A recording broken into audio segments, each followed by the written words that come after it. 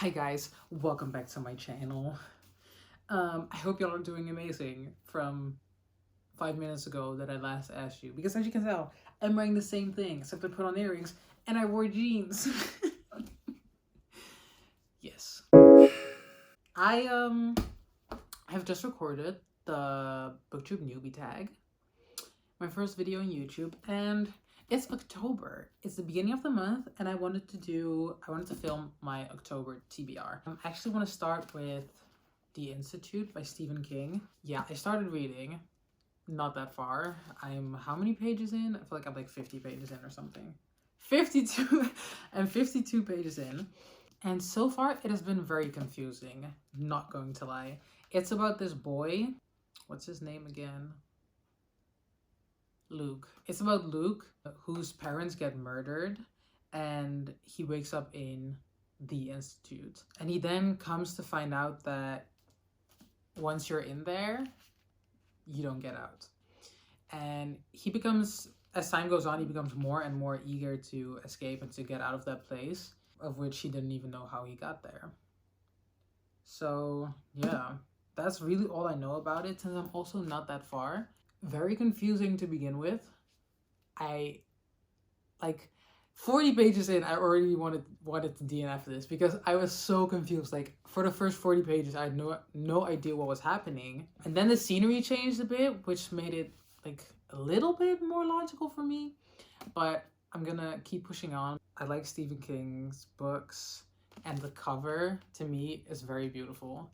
They always say don't judge a book by its cover, but you know how hard that actually is? When I walk into a bookstore and I see like the prettiest books out there, do you think I'm not gonna buy it? Even sometimes, even if the plot isn't super intriguing to me, but it looks pretty, I'll buy it. So yes, that's my toxic trait. So yeah, The Institute's what I'll be reading first. I don't have a lot of books to read this month. I'm thinking 4, because I really haven't been reading that much, and they're all very thick books. So I also want to read The Language of Thorns by Lee Bardugo. I have no clue what this is about, except for a few buzzwords. I don't like to know a lot about my books because I feel like it kind of spoils some things. And yeah, that means I sometimes end up buying books that don't interest me at all. But I feel like it would be such a great idea to have just buzzwords on a book, right? Just like a few like tropes and like, I don't know, aspects of the story that are like, that give character. They're, whoa, do I know how to speak? And aspects of the story that like form what kind of genre it is and stuff. So travel to a world of dark bargains struck by moonlight, of haunted towns and hungry woods, of talking beasts and gingerbeard golems, where a young mermaid's voice can summon deadly storms and where a river might do a love-struck boy's bidding, but only for a terrible price.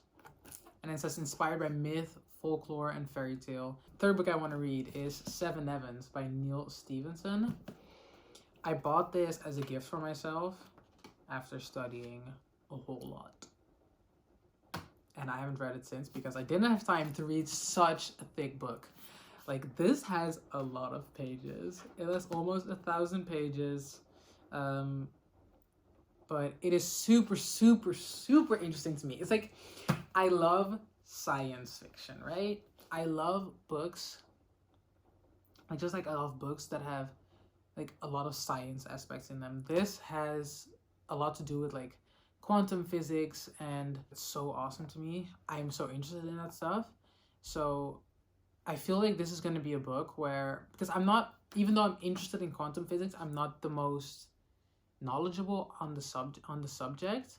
So I feel like if there's a lot of jargon in there, you know, like terminology I'm not familiar with, that could be a bit challenging. But yeah, I don't know.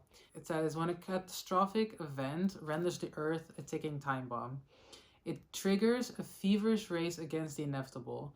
An ambitious plan is devised to ensure the survival of humanity far beyond our atmosphere. So, you know, they go into space. Obviously, they have to look for like a new home. But this is set 5,000 years later. So this is like way, way, way, way, way in the future. So I'll be reading this one as well. I haven't heard anyone like talk about this book or read it for that matter. It's a book from 2015. So if you know anyone that has read this book, I would like to see like a video where they wrap it up or something. Maybe I should just go look for it because I haven't necessarily looked for this specific book. But it hasn't been in any of the wrap-ups or TBRs of booktubers that I regularly watch. So yeah, I'm just really going into it like kind of blindly, but I'm very intrigued. And lastly, this beat up beauty. I got this at a thrift store for less than €1, like the 22nd of November, 1963. It's a novel by Stephen King. I just want to read this because Stephen King is like obviously a horror, like thriller author, and though I don't like Halloween, I know, scandalous, but I don't like Halloween, I still wanted to read something that was like kind of spooky, like kind of scary, because I am being bombarded with Halloween stuff everywhere. It's like everywhere I go, it's like spooky season. I'm like, okay guys, I get it, it's spooky season. So yeah, I'll be reading this, but I have heard that this has evoked some pretty strong reactions from people. Like, it's a very exciting book, so I've heard. Those are all the books I want to read. Though, if I have time, if I'm in a position where one of these books is one of those books where you just sit down and like read everything in one sitting, I would like to read. It's a BookTube classic, Fallen. I have never read this. Also got it at a thrift store. And I was like, oh my god, this is a sign. This is a sign that I do have to read this book. If I have some time, this will be added onto the list. So I think everyone knows what this book is about. It's a classic. It's pretty old. How many years am I behind, guys? Oh my god, it's 2009. I'm like more than 10 years behind. So it's about this girl, Luce, and she goes to a boarding school, Sword and Cross boarding school. And yeah, phones are forbidden and there's like cameras everywhere. And there's this guy, Daniel. He doesn't want anything to do with her, but she doesn't get the memo, right? So she's a little bit obsessed. She wants to know what's the deal with him, right? Why he wants nothing to do with her and what's like what his thing is. And yeah, it's a thriller and an ultimate love story, as they describe it themselves. So I'm a sucker for some good romance. I hope this does satiate me, because oh my god, guys, the last series I read, let me just throw this in here. I'll make this like a TBR and a wrap up of my last series. The last series I read is the Glass Sword series, guys. The way I'm so hyped for this. I was so excited, but I'm also very upset still. I'm still not fully recovered from the ending they gave me, because it was mean. I think Victoria Aveyard kind of did me dirty, right? No offense, Victoria, I love you, but the ending, why? Glass Sword is about Red Queen. It's Red Queen here. That's what I meant. Red Queen is basically this like dystopian novels. It's set in a completely different world where there's basically there's people with red blood and there's people with silver blood. And people with silver blood have powers, right? So far so good. People with red blood don't have powers, so they are like the lower class, and the silver blood is royalty. They rule everything. They rule the land. And people with red blood are living in poverty. They have like hardly any rights. They work for very low wages.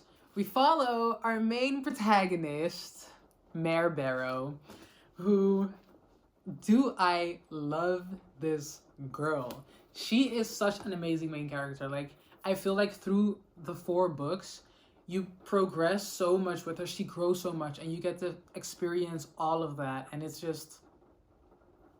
amazing. So basically, Mare Barrow is our main protagonist, and she has red blood.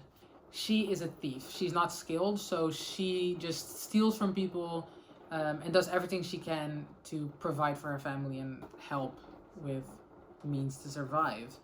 An event occurs which lands her in the royal palace as a servant, where something crazy happens, and then she realizes she has powers which she didn't know she had before that.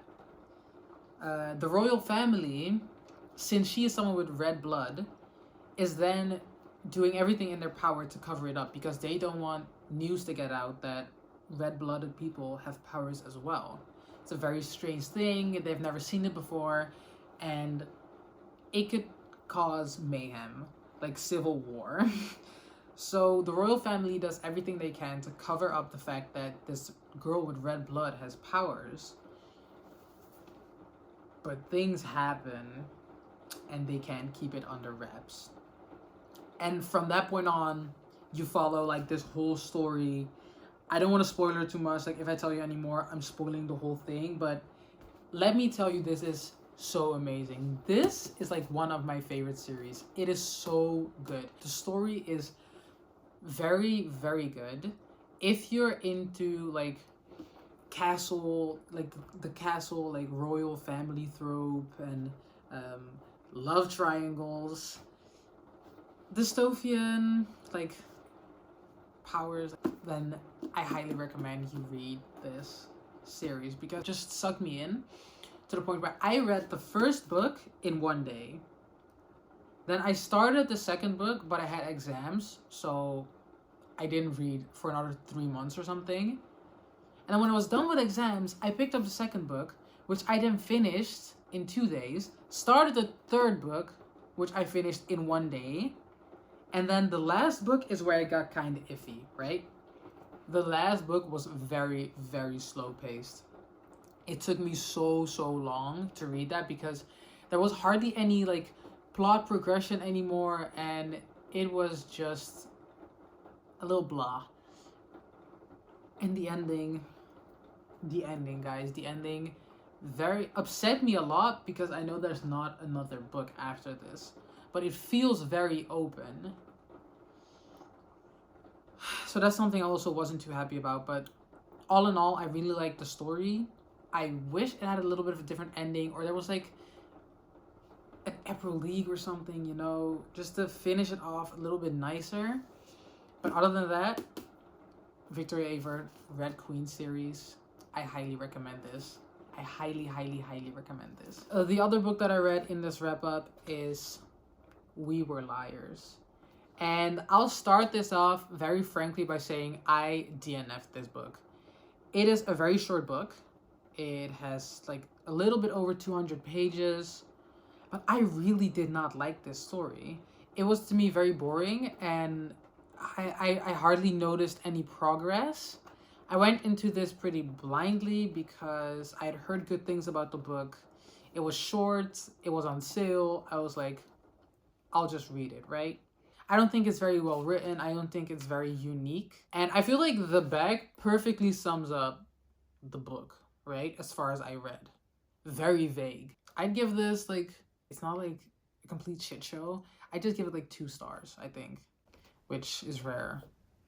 But it's also very rare that I DNF a book. Okay, so that's that. That's my October TBR and my wrap up. So I'll link my Bookstagram down below, and you can follow me on there. If you're interested, I'll link my Goodreads. Yeah, so all social media is down below. And that's all I had to say, right?